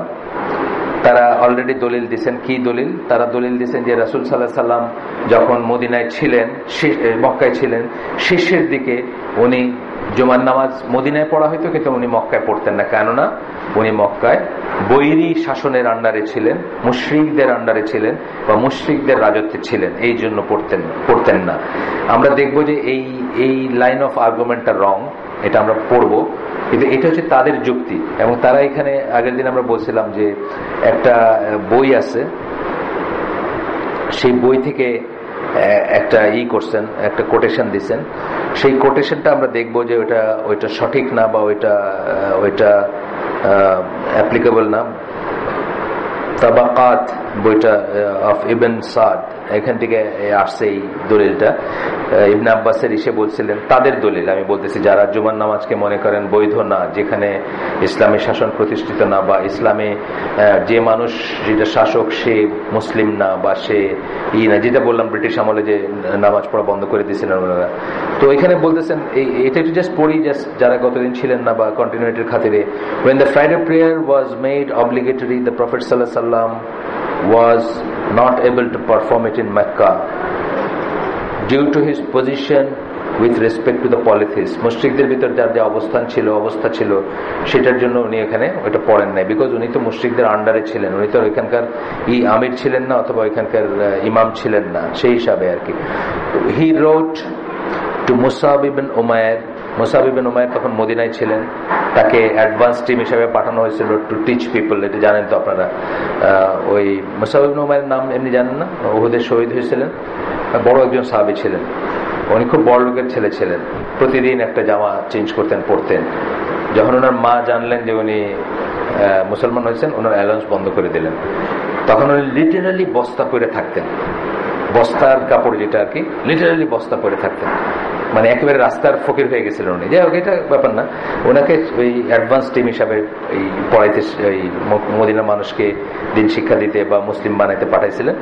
তিনি তার কথা বলতেছেন এখানে যে he rode to Musab ibn Umair in Medina and told him that when the Jews gathered together before the Sabbath, wait until the sun passes the meridian, মানে শুক্রবারের কথা মেন করেছেন, and get closer to Allah by performing 2 rakats preceded by a speech. এইটা হচ্ছে বর্ণনাটা, ইবনে আব্বাসের বর্ণনা, একটা বইতে আসছে। আমরা দেখবো যে এই বর্ণনাটা অথেন্টিক না, কিন্তু এইটা তারা কোট করে। চরমপন্থীদের একটা মানে ইউনিভার্সাল হচ্ছে যে তারা যেটা তাদের পছন্দ হয়, ওইটা অথেন্টিক হোক বা না হোক, ওইটাকে ফোরফ্রন্টে নিয়ে আসে। যেমন আপনার কালো পতাকা হাদিসটা নিয়ে এখানে আলোচনা হয়েছে।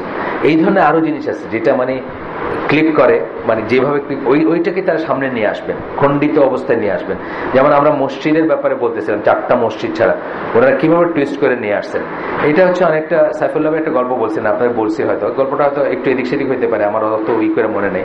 এটা আলবানির বলা গল্প, যে আরব দেশে একটা আছে, আপনাকে দাওয়াত খাওয়াইতে নিলে দাওয়াতের পরে আপনার জুতাটাকে তারা বাইরের দিকে মুখ করে রেডি করে রাখে, যাতে যাওয়ার সময় আপনার জুতা খুঁজে এটা ঠিক করতে কষ্ট না হয়, বুঝছেন তো? এটা যে কোনো স্কলারকে তারা যদি দাওয়াত করে তার প্রতি সম্মান থেকে, এবং তার প্রতি মানে তার যেন এইটুকু কষ্ট না হয় যে জুতাটাকে ঘুরাইয়া পড়বে, তারা জুতাটাকে রেডি করে রাখে যাতে আপনার পাটা গলায় বাইরে হয়ে যাবেন বাইরের সময়। সো এক লোকের দাওয়াত দিছে, এটা আলবানির গল্প, আমি শুনছি সাইফুল্লাহ ভাই মুখে, হয়তো একটু এদিক ওদিক হতে পারে কারণ আমি ওইভাবে মুখস্থ করিনি ওয়ার্ড। তো আলবানি বলতেছেন যে এক স্কলারকে এরকম দাওয়াত দিচ্ছে, একখানে দাওয়াত দিয়ে খাওয়াইছে, এটা হয়েছে খুব ভালো করে এই করে, বাইরের পরে জিজ্ঞেস করছে কি কেমন খাইলাম, বলে না এটা গোমরা হয়ে গেছে, সব গোমরা হয়ে গেছে। কেন? তোমাদের দাওয়াত করে খাওয়াইছে না, দাওয়াত করে, হ্যাঁ, বসাইছে না, হ্যাঁ, সব ভালো ট্রিট করছে না, বলে হ্যাঁ। তারপর বলছে কিন্তু আলেমের প্রাপ্য সম্মান তারা দেয় নাই। মানে কি হয়েছে, যে জুতাটাকে ওই মুখে করে রাখে নাই, জুতাটা ওইদিকেই ছিল, আমাকে ঘুরে এই করতে হয়েছে, বুঝছেন তো? মানে এইভাবে দূরবর্তী একটা জিনিস দিয়েও আপনি একজন মানুষকে বলতেছেন যে গোমরা হয়ে গেছে। কারণ রসুল বলছেন ওরা হচ্ছে নায়েবে রসুল। কারণ নায়েবে রসুল আলেমরা, সেই নায়েবে রসুলদেরকে যে করে, মানে আছে না, রসুল অনেক হাদিস পাবেন আপনি, যারা তাদের বিরোধিতা করলো তারা আমার বিরোধিতা করলো, যারা এরকম অনেক বক্তব্য আছে। তো যারা এই সমস্ত বক্তব্য থেকে বোঝা গেল যে সে আমারে সম্মান করে নাই, সে প্রকারান্তরে রসুলরে করে নাই, সে মানে ইসলাম, হ্যাঁ বলতে গেলে ইসলামের বাইরে চলে গেছে, এরকম একটা ব্যাপার। গল্পটা এই ধরনের। তো এইরকম ই করেই তারা যুক্তিগুলো দেখেন। যাই হোক, এটা আমরা দেখছি যে এটা আমরা পড়বো যে এটা ঠিক না। আজকে ওই উল্টা পাশের যুক্তিগুলো পড়বো। প্রথম কথা বলতেছেন, ফার্স্ট অ্যাজ ফর দ্য হাদিস দ্যাট দে ascribe টু তাবাকাতে যে হাদিসটা তারা বলে of Ibn Saad, I could not find it in Tabaqat although I did detail search. উনি বলতেছেন যে এই হাদিসটা উনি পান নাই। উনি তো ওইটা মাস্টার্সের না, মাস্টার্সের থিসিস এই বইটা, যিনি লেখক তারপর উনি রিসার্চের অংশ হিসেবে এটা খোঁজ করছেন, খোঁজ করে এটা পান নাই। কি পাইছেন? ওখানে অন্য জিনিস পাইছেন, হাদিস পান নাই, অন্য জিনিস পাইছেন, সেটা বলবেন এখন। আচ্ছা, তারপরে বলতেছেন there are two passages in the tabaqat that point to the companions of Messenger of Allah sallallahu alaihi wasallam performing the Friday prayer in Medina before he arrived there. দুইটা প্যাসেজ পাওয়া যায়। হাদিস আর প্যাসেজের ভিতর তফাৎ আছে। আপনি একটা বই লিখতেছেন, আপনি গল্প লিখতেছেন, আপনি বলতেছেন যে এটা হয়েছে, এটা হয়েছে, এটা হয়েছে, এটা হয়েছে একটা। আর হাদিস যখন বলবেন তখন কি এটা চেইন থাকতে হবে, অমুকের কাছ থেকে অমুকে বলছে, অমুকে তো অমুকে দেন, এই ব্যাপারটা হয়েছে। আল জুহরির লেখা একটা থেকে বলতেছেন, the camel of Messenger of Allah sallallahu alaihi wasallam stopped at the place of the mosque of the Messenger of Allah sallallahu alaihi wasallam. Asad ibn Zurrah's house was there and he would pray with his companions there. যে জায়গাটায় থামছেন সেখানে একজন মানুষের নাম বললেন, তারই ছিল, সেখানে উনি তার সাথীদের নামাজ পড়তেন। They used to gather together on Fridays. তারা একসাথে শুক্রবারে মিলিত হইতো সেখানে। Before the Messenger of Allah sallallahu alaihi wasallam came to Medina. শুক্রবারে তারা ওখানে একত্রিত হইতো রাসূল সাল্লাল্লাহু আলাইহি ওয়াসাল্লাম মদিনায় আসার আগেও। এইটা একটা বর্ণনা। এইখান থেকে কিন্তু আমরা কি বুঝলাম? বড় জোর এইটুকু যে তারা ওইখানে জুমার নামাজ পড়তো এক ধরনের কইরা, বা এক ধরনের করে মিলিত হইতো। এটা থেকে আমরা এটা বুঝি নাই যে আল্লাহ রাসূল তাদেরকে অর্ডার করছেন, আল্লাহ রাসূল নিজে পড়তে পারেন নাই, ফরজ হয়েছে, এগুলো কিছুই আমরা বুঝতেছি না এখানে, শুধু এইটুকুই বুঝলাম। দুই নম্বরটা হচ্ছে আরেকজনের নাম আছে, নাম হয়তো আপনারা ওইভাবে, একজন মহিলার নাম আছে যিনি বলছেন যে উনি এই আসাদ ইবন জুরাহা যার কথা বললাম আমরা, তাকে দেখছেন বিফোর দ্য প্রফেট রাসূল সাল্লাল্লাহু আলাইহি ওয়াসাল্লাম কেম টু মদিনা, মদিনায় আসার আগে, leading the people in 5 daily prayers, 5 ওয়াক্ত সালাত পড়তে দেখছেন, মানুষের ইমামতি করতে দেখছেন। He would perform the Friday prayer with them in a mosque he build, একটা মসজিদ যিনি বানাইছিলেন সেখানে তিনি শুক্রবারের নামাজ পড়তেন। এই দুইটা বর্ণনা পাওয়া গেছে ওইখানে। যাই হোক, এরপরে কি আসতেছে, এই লেখক বলতেছেন, regardless of what the case may be with respect to the authenticity of the hadith from Tabaqat, there is a difference of opinion over the history when the Friday prayer was made an obligation. কখন ফরজ হইল জুমা, এইটার উপরে দুইটা মত আছে। এই হাদিস থাক বা উনি তো পান নাই খুঁজে, কিন্তু যদি পাওয়া যাইতো তাহলেও আমরা দেখবো যে মেজরিটি স্কলার মনে করেন এটা মদিনায় ফরজ হয়েছে, মক্কায় ফরজ হয় নাই, দেখবো আমরা পরে। মেজরিটি স্কলার মনে করেন, কিন্তু এইটা হইতে পারে, এই লেখক পরবর্তীতে বলতেছেন, আপনাদের আগে বলে দিলাম, ওইখানে গিয়ে আবার আমরা পড়বো, যে পারমিসিবিলিটি ছিল এটা পড়ার রাসূল সাল্লাল্লাহু আলাইহি ওয়াসাল্লাম মদিনায় আসার আগেও, কিন্তু অব্লিগেটরি ছিল না। যে টু ডিফারেন্ট থিংস, পারমিসিবিলিটি আর অব্লিগেটরি দুটো জিনিস। যেমন কোন একটা ফর্মে রোজা রাখা, যেটাকে আমরা বলি সিয়াম, এটা মদিনার মানুষের ভিতর ছিল, মক্কার মানুষের ভিতর ছিল, রাসূল সাল্লাল্লাহু আলাইহি ওয়াসাল্লামের ভিতর ছিল, কিন্তু যে ফরজ সিয়াম যেটা আমরা বলতেছি সেটা কিন্তু আমরা জানি যে একটা পার্টিকুলার সময়ে সেটা ফরজ হয়েছে। একই কথা এখানে প্রযোজ্য। আচ্ছা, আসেন আমরা দেখি এখানে যে প্রথম অপিনিয়নটা হচ্ছে যে এটা অব্লিগেটরি বা ফরজ হয়েছিল জুমার নামাজ, মক্কাতেই ফরজ হয়েছিল। এটা হচ্ছে আবু হামিদ আল গাজালি, ইমাম গাজালি আমরা যারা বলি, উনি তো অনেক পরের স্কলার, শাফি মাযহাবেরই ছিলেন, ওনার বিতর্কিত স্কলার আপনি জানেন, আহলে সুন্নাহ জামা মতে। তারপরে ওনার কথা এই করছেন কারণ ওনাকে অস্বীকার করা যাবে না, মানে ওনার ইসলামে রোল হোক অথবা খারাপ রোল হোক, ভালো হোক বা খারাপ, ওনার চরিত্র ওনাকে অস্বীকার করা যাবে না। যেমন আশারি, আবুল হাসান আল আশারি, এনাকে অস্বীকার করা যাবে না। উনি শুদ্ধ না ভুল এটা আলাদা জিনিস, কিন্তু অস্বীকার করা যাবে না। মাতুরিদি অস্বীকার করা যাবে না, কারণ তাদের প্রফাউন্ড আছে ইসলামে, মানে কি বলবো, ছাপ যদি বলি আমরা বা প্রভাব যদি বলি আছে। তবে এই ইমাম গাজালির অনেক ভালো কাজের সাথে ম্যাক্সিমামে বিতর্কিত কাজ, এবং অনেকে ওনার জন্য এইভাবে দোয়া করেন যেন আল্লাহ যেন তাকে মাফ করে দেন এবং তাদেরকে। দাঁড়িয়ে রাখলেন নাকি? তো ভুল সময় দাঁড়িয়ে রাখলেন, সব মানুষে কেটে ফেলতেছে, আপনি রাখলেন এখন দাঁড়িয়ে। হ্যাঁ, উপযুক্ত সময়। আচ্ছা আচ্ছা, মানে দাঁড়িয়ে রাখাটা হইলে এখন পজিটিভ না? আচ্ছা আচ্ছা আচ্ছা, যাক। আর আপনারগুলো তো সাদা সাদা দাড়ি নিয়ে ওরা খুব একটা ওয়ারিড না, আর কালো দাড়ি নিয়ে ওয়ারিড। আর পাঞ্জাবি দেখেছ না?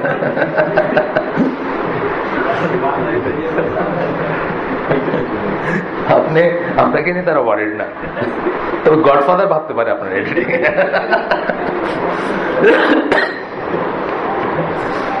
যাই হোক, এখন তো এইটা হচ্ছে প্রথম মতটা যে মক্কাই ফরজ হয়েছে। এটা এই মতের ইমাম গাজালি আমরা যাকে জানি, উনি এই মত, ইবন হাজার আল আসকালানি বড় আলেম, ওনারাও এই পথের এই মনে করেন যে এরকম। হায়তামি, তারপরে শওকানি, সিউতি, মানে অনেক, এগুলো অনেক বড় বড় নাম, কিন্তু কম নাম আর কি, বেশি নাম হচ্ছে অন্য সাইডে। And others. Shawkani বলেন, the Friday prayer was made obligatory upon the Prophet sallallahu alaihi wasallam while he was in Makkah before the emigration. হিজরতের আগেই মক্কায় থাকা অবস্থাতে জুমার নামাজ ফরজ হয়েছিল, এটা হচ্ছে এনাদের মত।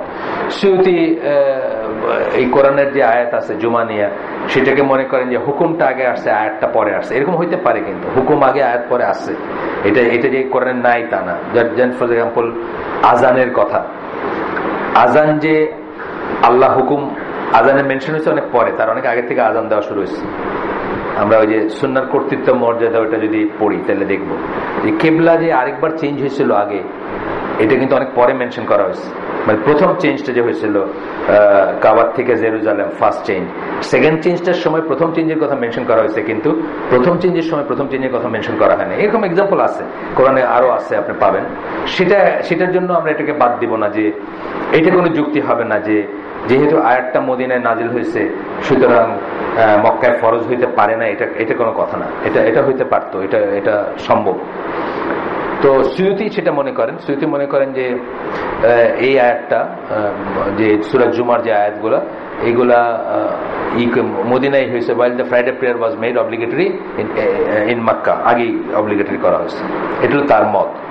This opinion has number of proofs. এটার পক্ষে যে ই করেন অনেক করে প্রুফ আছে। এখানে এই কাব ইবনে মালিক, গতদিন আমরা ইটা পড়ছিলাম, এই হাদিসটা পড়ছিলাম, আজকে আর পড়তেছি না। কাব ইবনে মালিক যখন পড়ছিলাম তখন কিন্তু আমরা বলছিলাম যে ইনি ওই কাব ইবনে মালিক না যিনি তাবুকের এক্সপিডিশনে যান নাই দেখে, যার এগেইনস্টে, যার এগেইনস্ট বলা উচিত না, যাকে মাফ করে কোরআনের আয়াত নাজিল হয়েছে সূরা তাওবার, ইনি ওই কাব ইবনে মালিক না, ইনি আরেকজন। নামটা এক হইল, ইনি আরেকজন। এটা আমরা গতদিন করছিলাম, ভেরিফাই করছিলাম। অনেক সময় হয় কি, একটা নাম, একই ধরনের নাম হাতে একজনকে আরেকজন মনে করে তার উপরে অনেক কিছু করা হয়। এই যে ওনার নাম দেওয়া হয়েছে, he participated in all the battles, 80 হাদিস are narrated on his authority, এবং 50 হিজরিতে উনি মারা গেছেন, যার কথা এইখানে বলা হয়েছে। তো উনি বলছেন, যার কথা এখানে বলা হয়েছে, তার বর্ণনায় যে এইটা আসছে, একটু করে আমি পড়ে দিই আপনাকে। কাব ইবনে মালিক সেইড, উনি বলছিলেন একজন কথা, ওই যার কথা আমরা পড়লাম, আসাদ ইবন জুরাহা, তার কথা বললেন, as he was the first to lead the Friday prayer, Ibn Hazm বললেন আর কি, যে প্রেয়ার ইন ইবন হাজম না, ইন হাজম আল নাবিত, একটা জায়গার নাম, একটা প্লেসের নাম, সেখানে উনি করতেন। এই যে বর্ণনাটা, এটা আমরা আগের দিন পড়ছি, আর পড়বো না এখন। এইটা একটা প্রমাণ যে রাসূল সাল্লাল্লাহু আলাইহি সাল্লাম মদিনায় আসার আগেই মদিনাবাসী মুসলিমরা তার ইনস্ট্রাকশনে বা তার কথা মতো জুমার নামাজ পড়তেন, এটা একটা প্রমাণ। এবং সেই ক্ষেত্রে তো তাহলে বলতে হয় যে এটা যদি ফরজ মনে করে পড়তেন যদি হয়ে থাকে, তাহলে বলতে হয় যে রাসূল সাল্লাল্লাহু আলাইহি ওয়াসাল্লাম মদিনায় আসার আগেই জুমার নামাজ ফরজ হয়েছিল। এটা হলো ওদের দলিল, যারা এটা বলে আর কি। এটা যদি আমরা মেনে নেই তাহলে ওই থিওরিটা আরো প্লজিবল হয় যে রাসূল সাল্লাল্লাহু আলাইহি ওয়াসাল্লাম মুশরিকদের ভিতর ছিলেন দেখে মক্কায় নামাজ পড়েন নাই, while he instructed others, যারা মদিনায় আসো তারা নামাজ পড়ো, এটা এটা এটা সাবস্টেন্সিয়েট হয়ে যায় যদি এটা আমরা বলি আর কি। এই লাইনে আর্গুমেন্টটা ওনারা বলতেছেন যে আগে ওদের কথাটা বুঝি ওরা কি বলছে বা এই প্রথম মতের কথাটা কি। তারপরে ইবনে আব্বাসের এই যে যেটা আমরা একটু আগে পড়লাম আপনাদেরকে আগেরটা পড়ে শোনাইলাম সেটা একটা দলিল। 3 নম্বরটা হচ্ছে জুহরির কাছ থেকে একজন দলিল, সেটা হচ্ছে যে মেসেঞ্জার আল্লাহ সাল্লাল্লাহু আলাইহি ওয়াসাল্লাম ওই যে যেটা মুসাব ইবনে উমায়ের তাকে বলছেন, একটা রিপোর্ট জুহরির থেকে আসছে, দ্য মেসেঞ্জার আল্লাহ সাল্লাল্লাহু আলাইহি ওয়াসাল্লাম মুসাব ইবনে উমায়ের কে মদিনার মানুষজনকে করার জন্য পাঠাইছিলেন, to read Quran to them, মানে তাদের কাছে কোরআন পড়ে শোনানো বা কোরআন শিক্ষা করানোর জন্য পাঠাইছিলেন। He sought the message of Allah's permission to gather together on for the Friday. উনি আল্লাহ রাসূলের পারমিশন নিয়েছিলেন মুসাব যে শুক্রবারে আমরা একত্রিত হব, এন্ড আল্লাহ রাসূল সাল্লাল্লাহু আলাইহি ওয়াসাল্লাম তাকে অ্যালাউ করছিলেন, sorry for the Friday prayer, জুমার নামাজের জন্য একত্রিত হবেন। এন্ড দ্য মেসেঞ্জার আল্লাহ সাল্লাল্লাহু আলাইহি ওয়াসাল্লাম অ্যালাউড হিম, এবং তাকে অ্যালাউ করছিলেন। At that time he was not the one in authority but he had gone to teach the people of Medina. ওই সময় উনি অথরিটিতে ছিলেন না, কিন্তু মদিনায় মানুষকে করতে পাঠাইছেন সেই হিসাবে। যাই হোক, এরকম আরো বর্ণনা আসছে।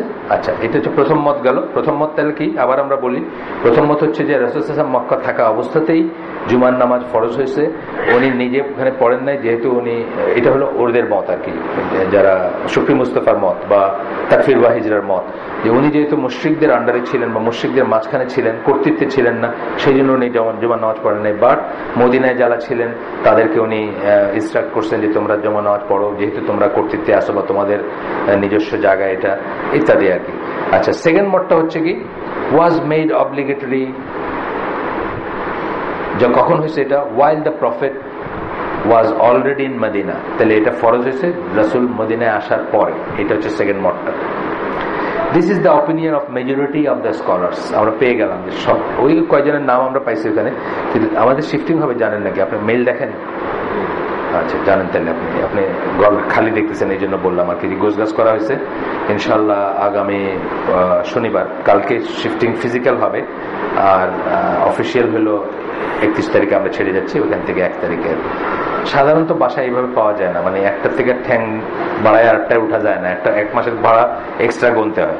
আমরা এখানে যখন আসছি 1 মাসের ভাড়া এক্সট্রা গুনছিলাম, বিকজ একটু করে আনবো, কিন্তু এখানে জাস্ট আল্লাহ মিলাই দিচ্ছেন ওইভাবে যে ইটস সো হ্যাপেন যে আমরা এখান থেকে পাটা এইভাবে ওইখানে রাখতে পারতেছি, বুঝছেন না? মানে ট্রানজিশন নাই, মানে ফিজিক্সের একটা নিয়ম হচ্ছে যে একসাথে 2 জায়গায় এক্সিস্ট করা যায় না, বুঝছেন না? একই মোমেন্টে একটা পার্টিকেল 2 জায়গায় থাকতে পারে, তার 2টা পজিশন হতে পারে, এটা ফিজিক্সের বেসিক ল। কিন্তু আমরা দেখা যাচ্ছে যে অলমোস্ট এটা ওভারল্যাপ আছে আর কি, এই ধরনের ভাবে কোনো মতে।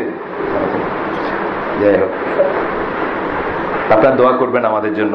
নতুন বাসায় রাসূল সাল্লাল্লাহু আলাইহি ওয়াসাল্লাম বলছেন না যে নতুন বাসা, নতুন ওয়াইফ, নতুন বাহন, এই 3টার জন্য খায়রিয়াত চাইতে বলছেন, দোয়া চাইতে, মানে ভালো চাইতে বলছেন, আল্লাহর কাছে চাইতে বলছেন বা ইত্যাদি। মানে কোন ওমেন যদি থাকে, ভালো মন্দ যদি থাকে, এইসব জিনিসের ভিতর দেওয়া হয় মানুষের, মানে এইসব জিনিসগুলো ভাববার জিনিস, এইসব জিনিসগুলো ইস্তেখারার জিনিস, এইসব জিনিসগুলো দোয়া করার জিনিস। 3টাই কিন্তু আপনার জীবনটাকে হেল্প করে দিতে পারে। আপনি অনেক দামি একটা বাসাকে কিনে উঠছেন, খুবই অনেক পয়সা অ্যাডভান্স দিয়েছেন, তারপরে দেখলেন যে ঠিক আপনার বিছনাটা আপনি যেখানে পছন্দ করে বসাইছেন ওখানে চুয়ায় টপ টপ টপ করে পানি পড়ে, আপনার হয়ে গেল না একটা, মানে জাস্ট আমি ফিজিক্যাল কথা বললাম। বউ একটা সুন্দরী দেখে পাগল হয়ে বিয়ে করছেন, ডে 1 বুঝলেন যে ওর এমন একটা বদ অভ্যাস আছে যেটার সাথে আপনি একদিনও জীবনে থাকবেন বলে ভাবেন নেই। এরকম হইতে পারে, হয় মানুষ, অথবা একটা খারাপ কিছু আছে। আজকাল তো ওয়েস্টার্ন ওয়ার্ল্ডে স্নোরিং এর জন্য বিয়ে ভেঙে যায়।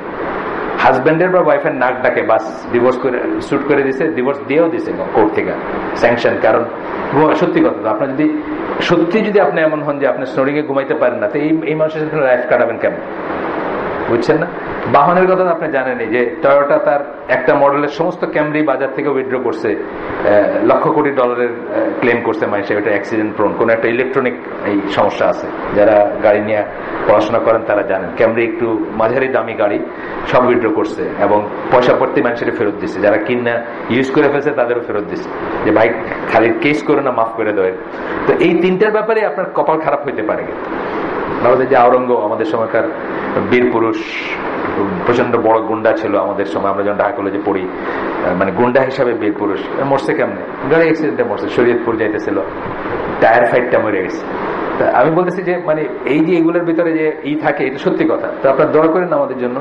একটা হচ্ছে যে দোয়া করবেন, সেটা হচ্ছে যে আমরা যেন আল্লাহ যেন আমাদেরকে তার পথে রাখেন, তার সন্তুষ্টির পথে রাখেন, তিনি যা অ্যাপ্রুভ করেন তা করার পথে রাখেন, এবং শুধু তার কাছে ইয়াকা নাবুদু ওয়া ইয়াকা নাস্তাইনের উপর রাখেন। হ্যাঁ, এইভাবে এটি তো একটা দোয়া আছে।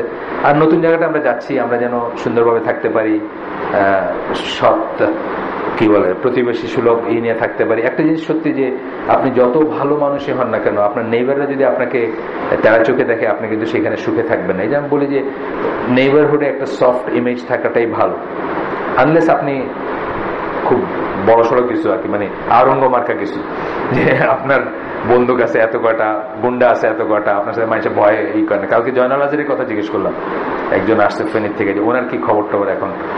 উনি তো এখন কিছু না, উনি তো ঢাকায় থাকেন, উনি এখানে থাকেন, আর ওখানে খুব লো প্রোফাইল, ওখানে আরেক হাজারই এখন ওখানকার আর কি শাসনকর্তা, বা উনি নাই আর এখন। আমি এই জন্য বললাম যে উনি তো আসলে এককালে অত্যন্ত প্রতাপশালী লোক ছিলেন। তো ফেনী কলেজের ছাত্র আসছে আর কি, তার জিজ্ঞেস করলাম আপনাদের ফেনীর, প্রথমে জিজ্ঞেস করলাম হাজারি জিনিসটা কই থেকে আসল নামটা। না, আমার কাছে এটা অনেক সময় লাগে, মানে খুব ইন্টারেস্টিং লাগে যে একটা নাম যেন চৌধুরী কই থেকে আসছে। আমি তো মানে এই যদি আপনি এই ফ্রেমে ফেলেন, তো আমরা হচ্ছে জন্মগতভাবে চৌধুরী। আমার বাবা লেখেন না, আমি লিখি না, সবু চৌধুরী কিন্তু আমার নামের পিছনে লাগাই দিচ্ছে। সিলেটের প্রোগ্রাম গুলো দেখেন, এনামূলক চৌধুরী। সে জানে আমি আমাদের বাড়ি, আমাদের ফ্যামিলি জানে, সে একটু আত্মীয় হয় আমার। যাই হোক, চৌধুরী আমি যখন গবেষণা করতে শুরু করলাম, আমি দেখলাম যে ব্রিটিশের রাজাকার ছিল না, মানে পাকিস্তানি আর্মির রাজাকার দেখে আপনারা এদের সাথে কথাই কন না, বড় একটা গালি। ব্রিটিশের রাজাকার কেমনে এত সম্মানজনক হয়ে গেল যে চৌধুরী বলতে মানুষ একটু বেশ বুক ফুলে হাঁটে, বুঝছেন না? এরা হলো যে ওই ব্রিটিশ তাদের একটা জোন দিয়ে বলছিল যে এই জোনটার ট্যাক্সটা তুমি তুলবা, 4 আনা তুমি নিবা, 12 আনা আমারে দিবা। এই 1/4 থেকে চৌধুরী কথাটা আসছে, 1/4 কথাটার থেকে, যে 1/4 তারা আর কি পাবে। তারা বেসিক্যালি ব্রিটিশের রাজাকার। যত রায় বাহাদুর, খান বাহাদুর, চৌধুরী আছে, সব হলো দালালি করছে ব্রিটিশের, এই জন্য তাদের এই পজিশন ছিল। অফকোর্স এই রেসে হিন্দুরা আগায় ছিল, মুসলমানরা পিছায় ছিল, বাট আমি বুঝি আমার পূর্বপুরুষ এই রেসে কিছুটা ছিল, না চৌধুরী হলাম কেমন, বুঝছেন না? তো এটা আর কি, এটাতে গর্বের কিছু না, লজ্জার কিছু হওয়া উচিত ছিল। কিন্তু over the period of time কে জানে, কোনোদিন পাকিস্তানের রাজাকারটা গর্বের কিছু হয়ে যেতে পারে, মানে আজ থেকে 100 বছর পরে যদি মানুষের না জানে, হইতেই পারে এটা। যাই হোক, আসেন ফিরে আসি আমরা। এইখানে যেটা বলছেন ওই সূরা জুমার 9 নম্বর আয়াতটা করতেছেন, যে এই আয়াতের মাধ্যমে এনারা মনে করেন, এই যে second majority of the scholar যাদের কথা বললাম, যারা মনে করেন যে অবলিগেটরি হয়েছে এটা মদিনায়, তারা সূরা জুমার এই 9 নম্বর আয়াতটাকে কোট করেন, হুইচ ইজ ট্রু। আমিও সেটা জানতাম সবসময়। এটার যে উল্টা একটা মত আছে, এই বই পড়ার আগে আমি জানতাম না। আমি জানতাম যে এইটা দিয়ে ফরজ হয়েছে। সেটা হচ্ছে যে হে বিশ্বাসীগণ, যখন জুমার আজান দেওয়া হয়, জুমার জন্য ডাকা হয়, নদিয়া যেটা ডাকা নাদার থেকে আসছে, আপনি জানেন, আরবি পড়ছেন না একটু, তো এটা হচ্ছে কি বলে ভাব বাচ্চ, প্যাসিভ ভয়েস বলে না, নদিয়া।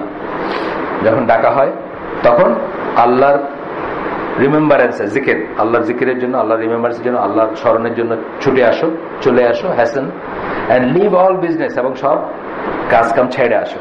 এখান থেকে দেখেন আমাদের দেশে অনেকে মনে করেন যে জুমার সময় উপার্জনটা হারাম আর কি। জুমার আজান পড়ার পরে মানুষ যদি দোকান খুলে রাখে, ট্যাক্সি ক্যাব চালায়, অথবা হোয়াট এভার উপার্জনের জন্য যা করে, এটা হারাম, আনলেস এটা কোনো একটা ওই যে এক্সাম্পশন যেগুলো আছে আর কি, এখানে এক্সাম্পশন আছে না কিছু, যে সিক, ট্রাভেলিং, অপ্রাপ্তবয়স্ক এবং মেয়েদের জন্য প্রযোজ্য না, এইরকম মানুষরা বাকিদের উপার্জনটা কিন্তু খুব সাবধান আপনারা। এটা যত কাজই থাকুক গুছায় ফেলবেন, আজানের পরে গোটায় ফেলবেন। আপনাদেরকে গতদিন বলতেছিলাম না, ইভেন এই হালাকাটা করা যাবে কিনা এটা নিয়ে আমাদের ইকবাল রোডে এক ভাই প্রশ্ন তুলছেন, এবং আমি সিরিয়াসলি নিয়েছি প্রশ্নটা, সিরিয়াসলি নিয়ে আমি ইসলাম ওয়েবের কাছে লিখছি।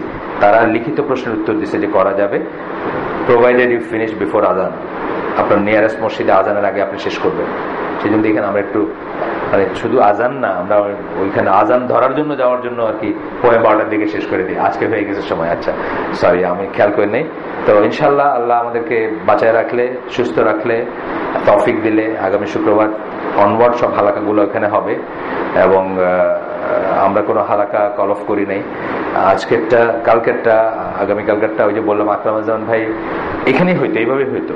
আকরামুজ্জামান ভাই বললেন যে ওইটা বেশি জরুরি, ওনারা পুরান ঢাকাতে একটা মানববন্ধন টাইপের করবেন বোধহয়, অথবা আলেমরা একত্রিত হবেন।